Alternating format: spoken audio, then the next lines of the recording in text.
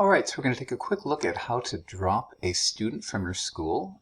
This is what you should do in the event that a student that has been enrolled is no longer enrolled at some point. So I'm here inside Twine, and I'm going to do a quick search for our students, and we'll pick the student who we are unenrolling.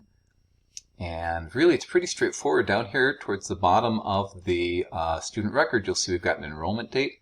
Right next to that, we've got a drop date. All I really need to do is come in here and set a drop date. I'll use a date of today, for example, and save that change. As soon as I've done this, the student is now, and if you want, right, we can go ahead and say, moved from school. We can give it a reason code if we want for that. Once I've done this, this is basically saying to Twine, let Edsby know that this student is no longer active.